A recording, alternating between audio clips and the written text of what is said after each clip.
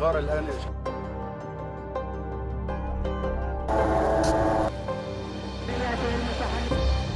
Israel अपने अस्तित्व की जंग लड़ रहा है, वहीं मिडिल ईस्ट में उसके चारों तरफ एक ऐसा आग का चक्र तैयार हो गया है जिस पर कदम रखते ही इजरायली सेना के ऊपर बम और गोले बरस रहे हैं।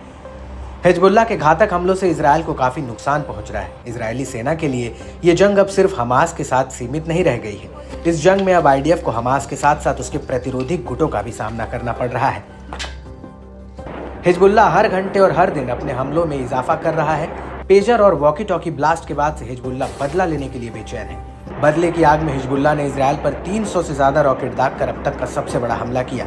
हिजबुल्लाह यही नहीं रुका है, उसने इजराइल की खुफिया एजेंसी मोसाद को निशाना बनाया। जी हाँ, हिजबुल्लाह ने पहली बार इजरायली खुफिया एजेंसी मोसाद के मुख्यालय पर मिसाइल दागने का दावा किया है।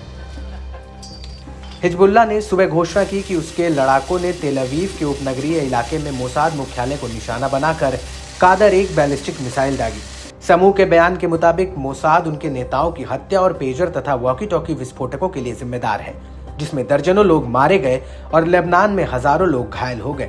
इसके साथ ही हिजबुल्लाह ने कहा कि यह हमले का गाजा पट्टी में दृढ़ फिलिस्तीनी लोगों और उनके बहादुर और सम्मानजनक प्रतिरोध के समर्थन में है, लेबनान और उसके लोगों की रक्षा के लिए है। दरअसल हिजबुल्लाह इस वजह से भी भड़का हुआ है क्योंकि इजराइल की तरफ से बेरूत में किए गए हवाई हमलों में उसके एक वरिष्ठ कमांडर की मौत हो गई है। इजराइल और हमास के बीच जारी जंग में ऐसा पहली बार है जब हिजबुल्लाह ने तेल अवीव पर रॉकेट से हमला किया है। वहीं दूसरी तरफ आईडीएफ दावा कर रही है कि हिजबुल्लाह की मिसाइल को उसके एयर डिफेंस सिस्टम ने इंटरसेप्ट कर लिया है। आईडीएफ ने कहा कि रॉकेट हमलों को एयर डिफेंस सिस्टम ने नाकाम कर दिया, जिसके बाद तेल अवीव में चेतावनी वाले सायरन बजने लगी। आईडीएफ के मुताबिक किसी तरह के नुकसान या हताहत होने की कोई रिपोर्ट इस मामले में सामने नहीं आई है। वहीं इजराइल भी लगातार हिजबुल्लाह के ठिकानों पर हमले कर रहा है।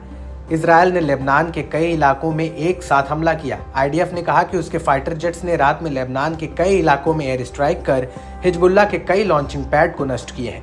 इस सब के बीच इजराइल के पीएम बेंजामिन नेतन्याहू ने लेबनान के नागरिकों को एक संदेश दिया है कि इजराइल की जंग लोगों से नहीं बल्कि हिजबुल्लाह से है। हिजबुल्लाह लेबनान के लोगों को ढाल बना रहा है और हिजबुल्लाह ने हमारे घरों पर रॉकेट दागे, हमारे लोगों को बचाने के लिए हमले किए। यहाँ देखने वाली बात यह है कि हिजबुल्लाह कमांडर फौज शुक्र की मौत के बाद से हिजबुल्लाह अपने हमलों में तेजी लाया है, लेकिन इजराइल को यहाँ किसी भी मामले में कम नहीं कहा जा सकता, क्योंकि आईडीएफ जिस तरह हिजबुल्लाह के हमलों को झेल रही है उसके जवाब में वो भी उतनी ही तेजी से और भयानक तरीके से हमला कर रही है। 24 सितंबर को भी इजराइल ने लेबनान पर ताबड़तोड़ हमले किए और इन हमलों में 6 लोगों के मारे जाने की बात सामने आई। यह हमला बेरूत के दक्षिणी उपनगरों में हुआ, जहाँ हिजबुल्लाह का प्रभाव अधिक है। इस बीच लेबनान की राजधानी बेरूत में हिजबुल्लाह के एक और वरिष्ठ कमांडर इब्राहिम कुबैसी की मौत का मामला भी सामने आया। इजराइल और हमास की जंग में पूरा मिडिल ईस्ट युद्ध का जंगी मैदान बन गया है, जहां दोनों ही एक दूसरे के आगे सरेंडर करने या समझौता करने की बजाय युद्ध की सहायता से जीत की ओर बढ़ना चाह रहे हैं। लेकिन ये जंग अभी इतनी जल्दी किसी एक के पाले में जाती हुई नजर नहीं आ रही है।